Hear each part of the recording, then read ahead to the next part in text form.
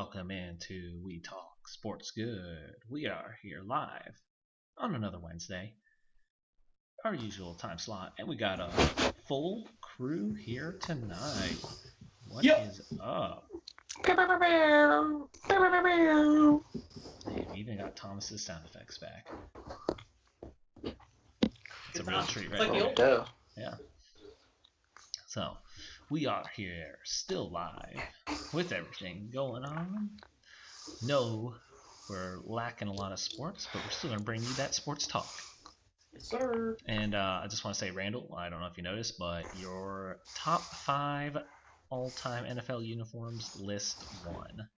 Yeah, So, as it should. I looked at Mason's was interesting to me. His was cut, like some of his stuff. I was like, huh, really interesting. Who came in second? it was me. Shucks, I wanted you to come in last. Nope, that was me.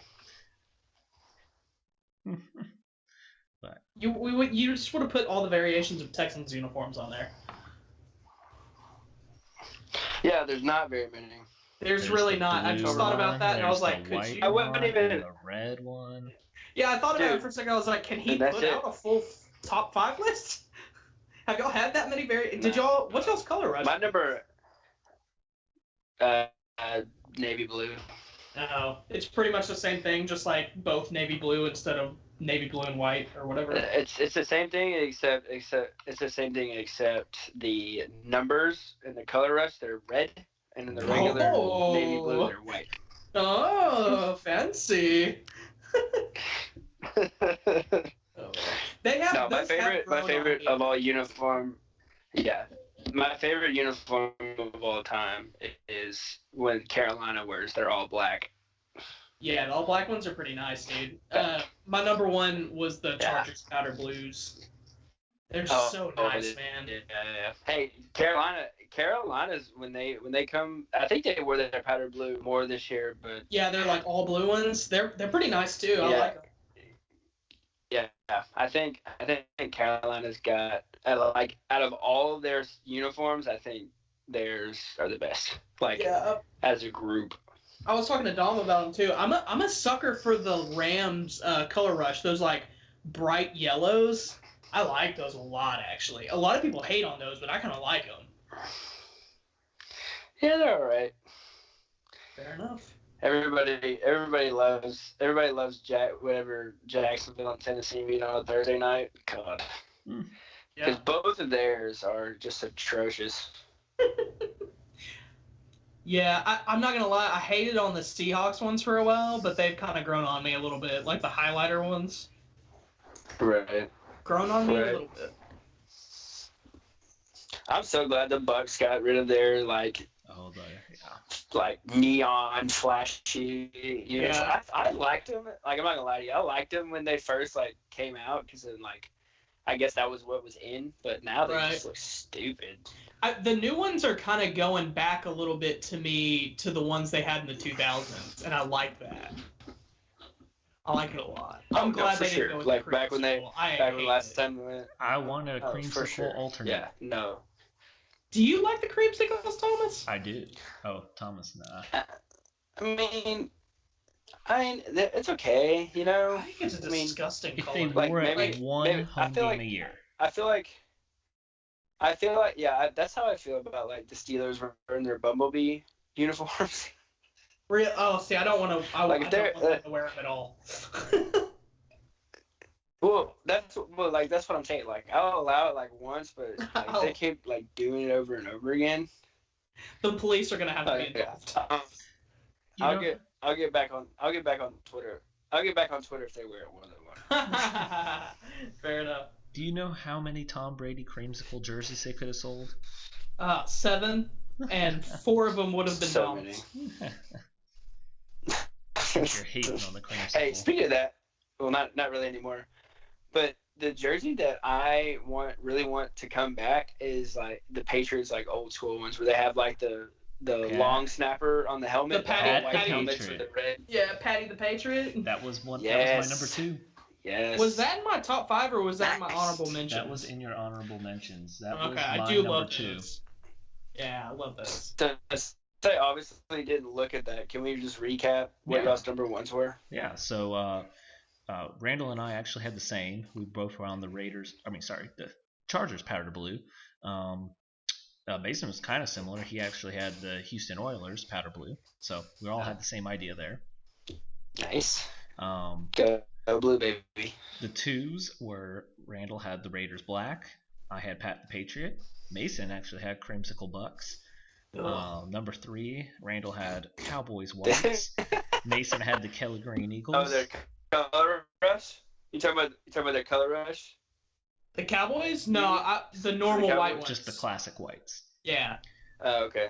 Okay, got you. Yeah. Mason's 3 was Kelly Green Eagles. My 3 was the 90s Orange Crush Broncos. Randall's 4 was the Oilers, powder blue. Mason's 4 was Pat the Patriot. My number 4 was just the throwback Raiders. They wore an 18 away jerseys, the white with the gold, the silver trimming. It was just white and silver trims. 5s where Randall had all black Saints. Mason had 90s Orange Crush Broncos, and I had the creamsicle Bucks. I gotta be honest. I feel like the only real reason that I 100% won that vote was because I had a Cowboys jersey on them, and we have a ton of Texas, Cowboy fan followers. I gotta respect it, dude. I'm not gonna lie. I have always liked those white uniforms. If y'all didn't notice a pattern in my uniforms, I usually like the really back to basics, old school uniforms. Like Penn State's unis in college football is one of my favorites. So I just kind of like. I'm all about the icy white.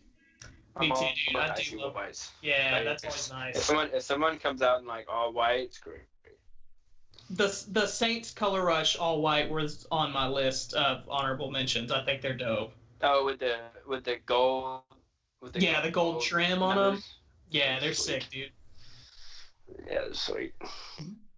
Anyways, we should get to this. Let's get into it, boys. Going this time, we got the last 10 seasons of number 1 overall NFL draft picks in honor of the NFL draft coming up next week. And a reminder, we have the Ultra Mega Live Mock Draft Show. We've finalized our picks, and we will have 5. Yes, we have expanded to a 5-man panel for more chaos and insight. So we will be going next week live at our normal times, as we will be mocking draft from splitting the teams out. So we obviously won't know who everyone else is picking, so we're going to be on the clock and making split decisions for the teams of the first round. So, dude, I can't wait to just absolutely ridicule every single one of Caleb's picks. I'm so excited. Coming for him hard. All right, who's kicking this bad boy off? So Thomas. Not me, Dibs. Oh, all right, Randall. All right, yeah, I'll start. And we're going from 10 to 1. So right.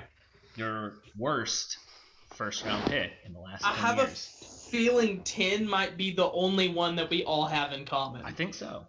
10 is. Oh, maybe Thomas is a little different. But my 10 is Sam Bradford. No, I said I agree. Sorry. Oh, okay. Yeah, 10 Sam Bradford. I don't have a lot on this one. Bradford was a bust. He never seemed deserving of that first pick in my mind anyways. I was looking at some of his stats, and he only had one season where his QBR was over 58. I think that says it a little bit right there. He's just never been that guy. And, I thought at best he would be one of those dudes coming in that would be an okay quarterback where he didn't make a lot of mistakes. He wasn't anything special, but he didn't make a lot of mistakes. But he wasn't even really that.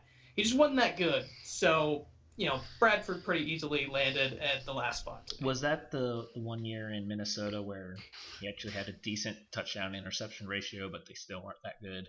It was. Okay, that's what I figured. Which, as obviously, I agree. He's out of the NFL. First overall pick, never had a winning record.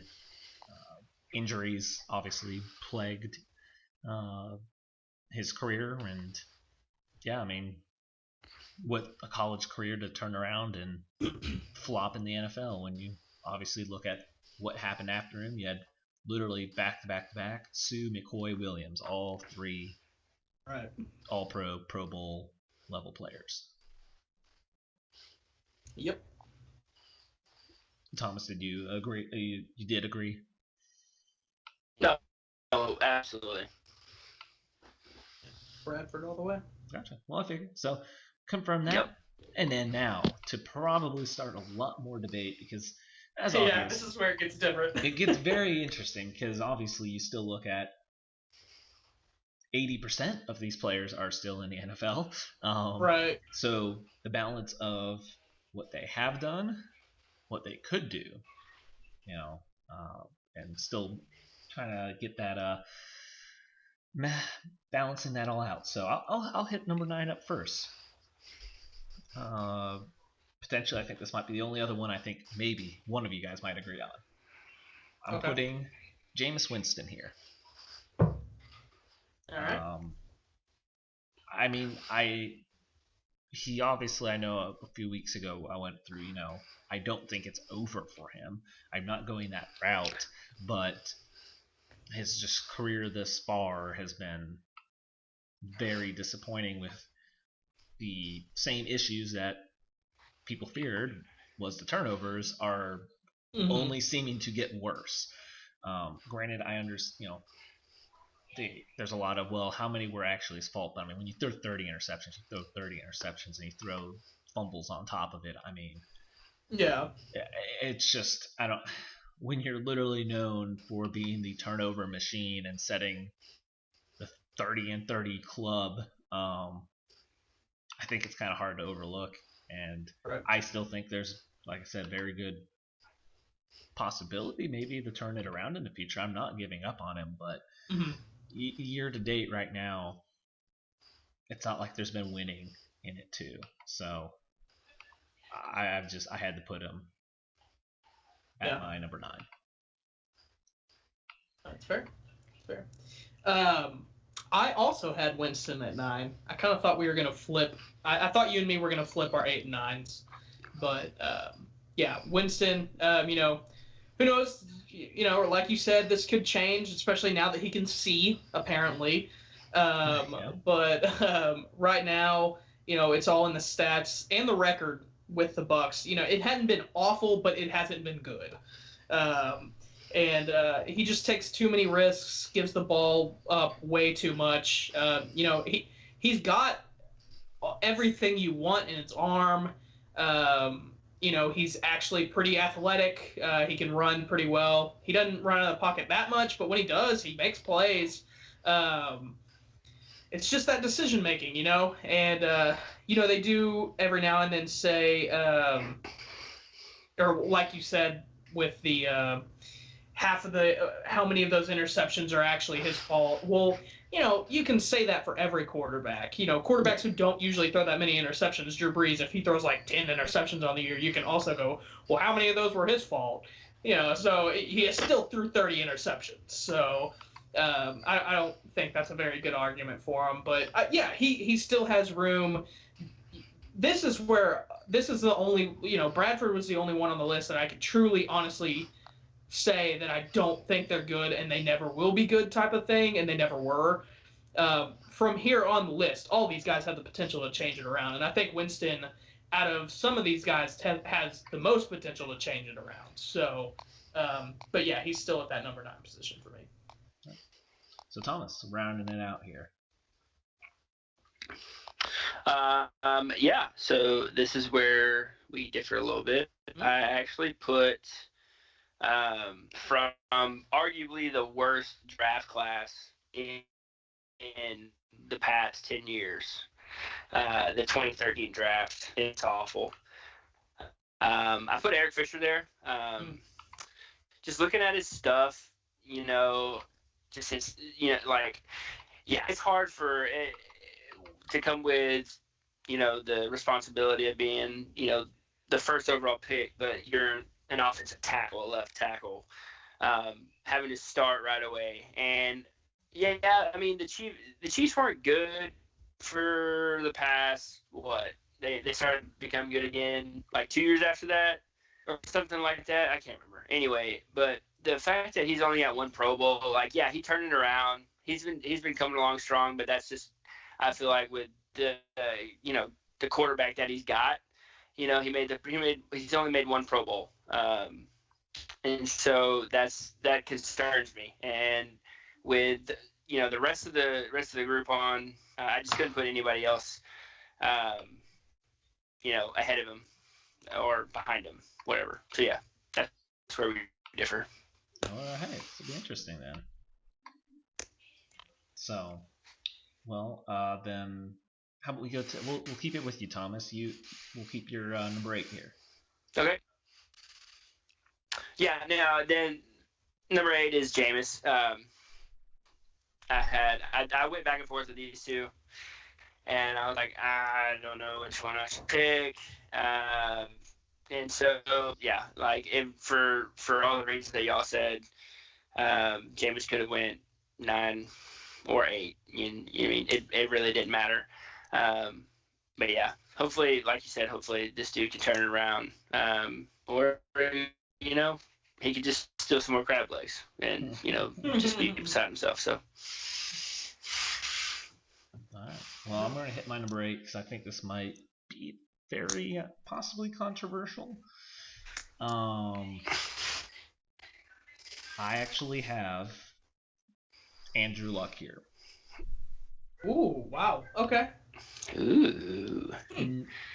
Because I'm looking at, I guess my bigger thing was it's over.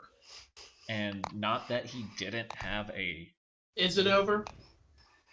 Is it? That's what he says, though. So I'm going to go off that word and not... I don't think it's over.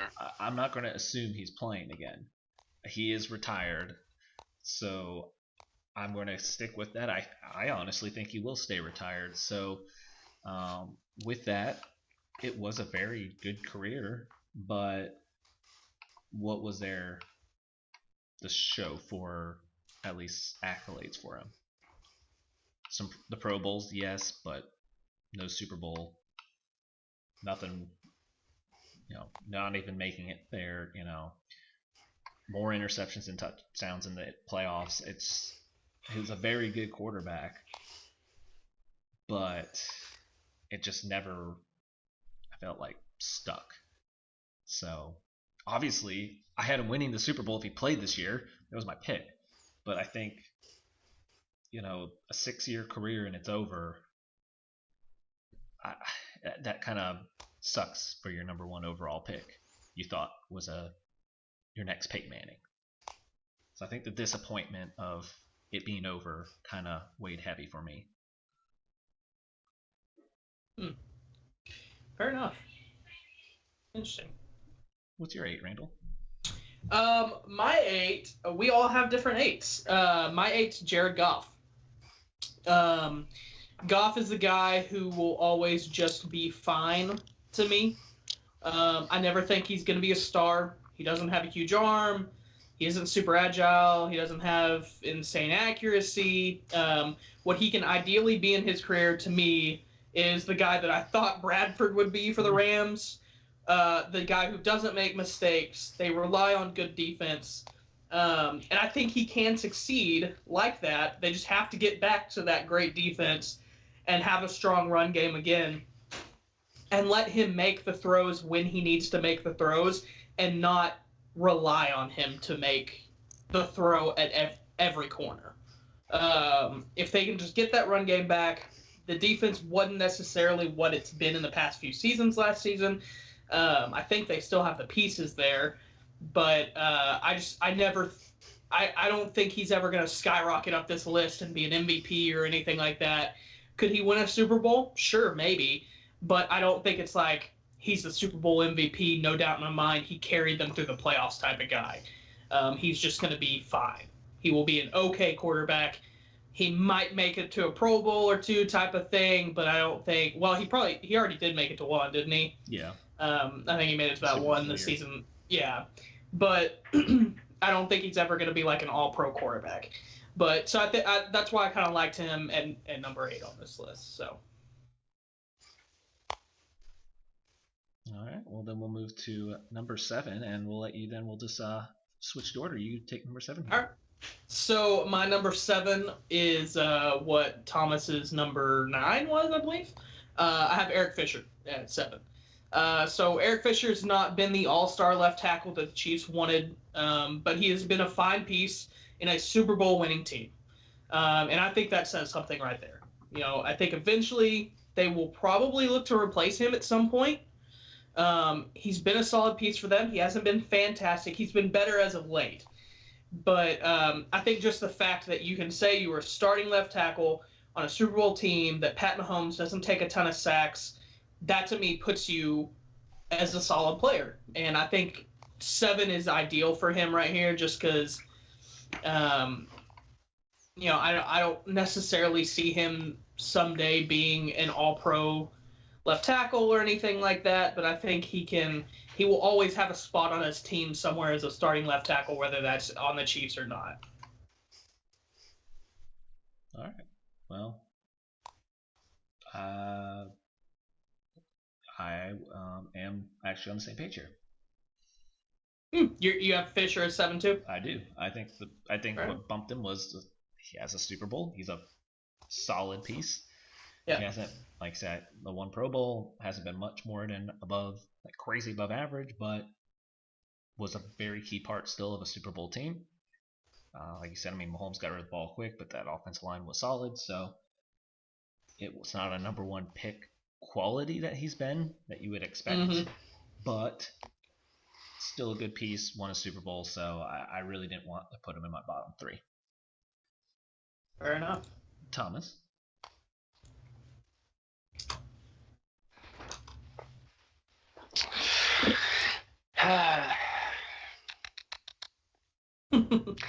Yeah, I gotta go Jared Goff. Yeah. For the things that you said, Red, I think the back half of our list is pretty much gonna be the same, just in a different order. I don't think that we're gonna have any of the guys we think that are gonna be, or have become, stars in this league and stuff like that. I don't think they're gonna be anywhere near our top 5, but yeah, Jared Goff. Yeah, he's got an opportunity. No one's gonna take his spot unless Rams do something crazy. He's gonna have a chance. They're paying him a lot of money to right the ship, and with McVay there, and he's set up for success. It's just whether he pulls his head out and tries to and actually does it. You know what I'm saying? And so that's where I got him. Hopefully it comes through. But he was highly touted. Like, wasn't he supposed to be like the next Aaron Rodgers, right? And you say that? I don't remember who they were comparing him to. But they were definitely. He had an interesting draft stock rise. His was fluctuated. Right. I remember it hit a low point at some point, because he was initially going to come out earlier, right? If I'm remembering. And it was it was okay. He was he wasn't the top pick supposed to be, but then it dropped him at first, and then he bumped back up, if I'm remembering that right. I remember his fluctuation in the draft stock was kind of strange. Yeah. But anyways. Yeah, something like that.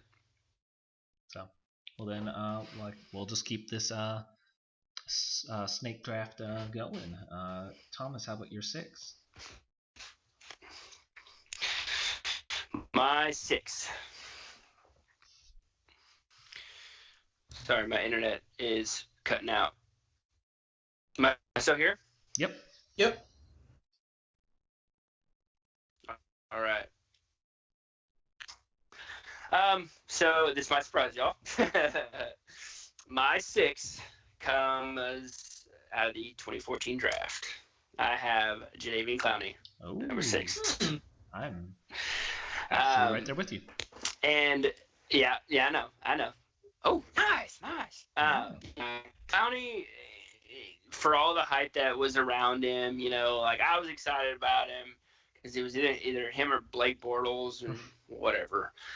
But he got hurt so much, and like toward the end of his time with Houston, he finally started to get it together. But even now, even the trade that sent him to Seattle, like he didn't do all these things that the number one pick, this highly athletic dude runs like a 4 something 40.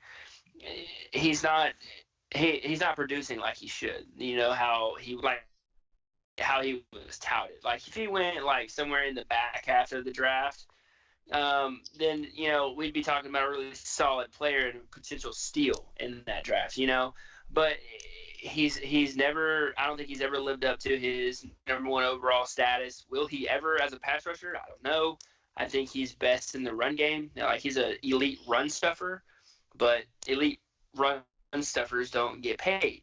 You know what I'm saying? And so that's where I got him.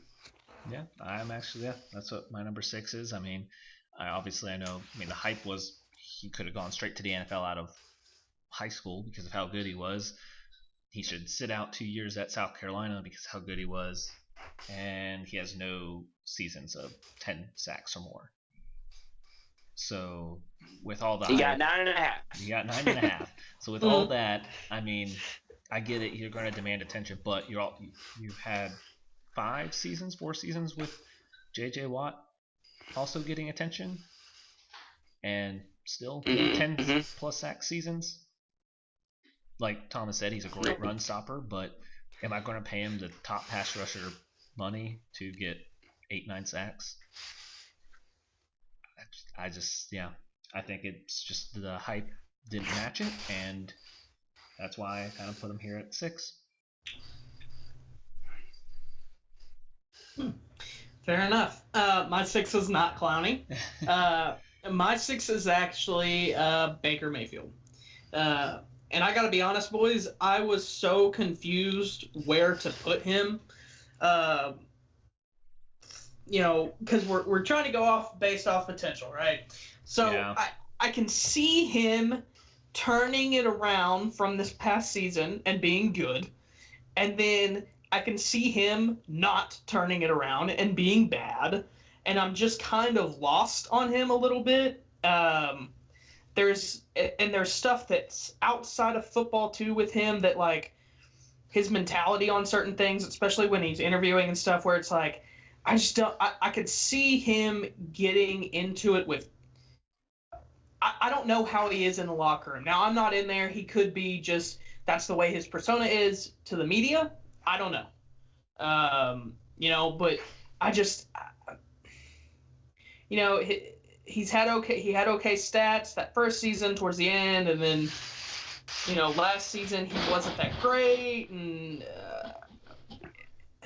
I don't know. I was really confused on him. His offensive coordinator his head coach was crap. Yeah. I mean, that's fair, but, I don't know. When you have Odell Beckham, Jarvis Landry, they didn't really use Njoku. I don't know why, but now you have Hoop. Yeah. Well, he was hurt. He got hurt, yeah. No, he got hurt, but when he came back, they just didn't play him. True. He fell out for them. I don't know why, but he did. They billed him hurt longer than I think he was actually hurt. I think he was back, like, I remember people talking about how he was back sooner than people thought he was, and he just didn't get playing time. I don't know why, because I think he's incredibly good and could be very good. But anyways, I mean, when you have those guys, Chubb, and then now you add Austin Hooper, if he can't do something next year with an offensive line that's pretty solid, he starts to fall on that list even more for me, because I'm just like, if you can't do it with these pieces, I don't know if you can do it, type of thing. And I think he's got everything in him. He's got the arm to do it. Obviously, he has the passion. He's deceptively athletic. Like, I don't know. He's at 6 now just because I'm a little confused where to put him. I think he can trend up or down. It's just, it would very much change after next season for me. He'll either go up or down. I'll have a little more on that in a minute. So we'll let you take number 5 then. Yeah, so 5 is where Clowney ended up landing for me. Look, has Clowney been the pass rushing dynamo that he was billed to be leading up to the draft? No. But he has been one of the more, if not the most dominant edge player in the run game since he's been in the league when he's healthy. He doesn't pop on the stat sheet, but he has been incredibly solid whenever he played for the Texans and for the, up and down for the Seahawks last year, but he was solid most of the time. In a game that, to me, it looks like the NFL is starting to trend a little bit back more towards a running game, I think that run defense is going to be even more big for him. I would love to see him go somewhere to play against Baltimore, because I see he's the type of player that's good against a option run like that, because he goes sideline to sideline so fast. That's where his speed comes in, Thomas. I mean, he can close the gap on those sidelines. He has outside contained so well. I feel like he's underrated because he doesn't show up on the stat sheet, and I feel like that run defense is more important than people act like it is. I think Clowney's really good, and I think he will continue to show that the more the run game starts to come back in the NFL as he's in it. So I think he will eventually get a 10-sack season too. Eventually. I hope so. He will get one. I promise. I believe in him. Well, as I said in a minute, I have Baker here right in the middle at number 5. Don't really need to echo too much. Okay, well, there we go. Well, not that, obviously a lot of your same points, Randall. This is kind of where I was back and forth on where do I put potential, and this is where I decided, obviously, I say this now, but where this part in the my rankings, I started to favor potential more, and with that, why I hated to put Luck lower, but like I said, it's over. So I'm just going to take that as it is, and like you said, Baker's now surrounded by all these weapons. So the potential, if he has the skills, if he can just get it all right and make the right decisions. I'll let Thomas take his rest here on Baker at 5.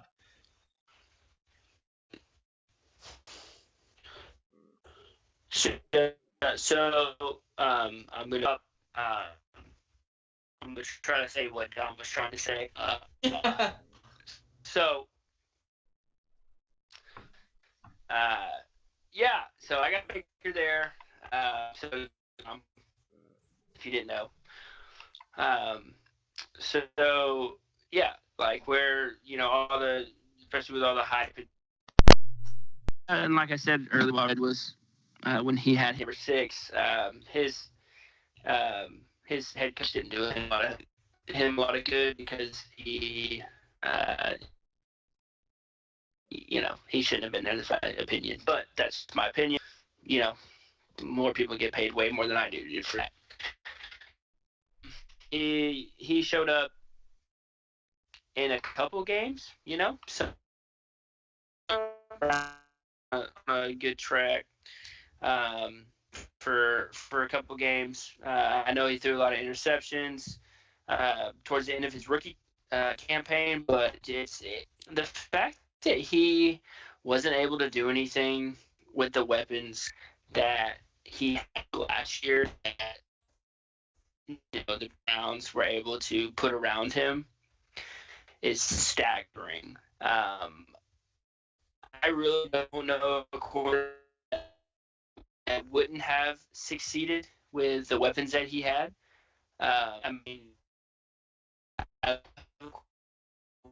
With weapons last year, let me know. Sam Bradford.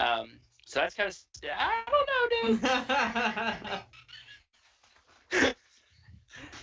The number 10 man on our list. That's where I got him. That's where I got him, because he's through the roof more than the other guys on the list, but I can't put him ahead of first 4. Yeah, that's fair. That's fair. Am I up for number 4? Yeah, I think it actually is your turn, so you can go ahead with your 4. Okay, so now I have 4. I have last year's first overall pick. And this, I really had a hard time, with this top 4. I really did. And that's not a shot at Kyler. It's just, me trying to find a place for him. He's in one of the best situations as a rookie you can get into, and his situation just got better thanks to Trader Bill. Getting DeAndre Hopkins with long. So he's arguably the ever, and that's not an argument. I think he's going to be. I think he's got the potential to be great under. Yeah. Right. No, that's what I'm saying. Yeah, I don't think. I'm great. And so he's a winner. He's won everywhere he's been except for A&M, but someone's an idiot. Anyway, but yeah, I think he's got all the talent in the world.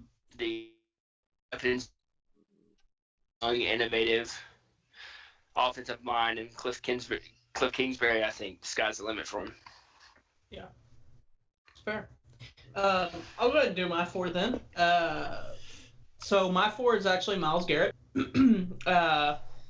This one was interesting to me between Garrett and Clowney because I see Garrett as a better pass rusher, but Clowney is the better run stopper, obviously. But the way I kind of looked at it was I see Myles Garrett being in the run than Clowney is at rushing the passer, if that makes sense. Just because, I think his ability that's why I put him up there too. Yeah. His ability to stop the run, ability to pass, rush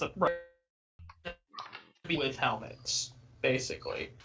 Well, they're off.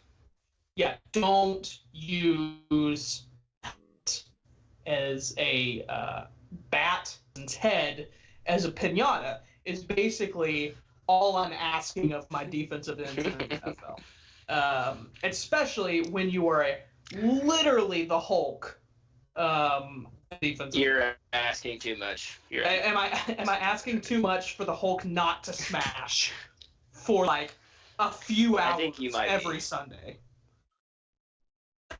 That's all I'm asking. I'm not gonna lie to you. I think you're asking a bit much. Let's be honest. I know. I could be wrong.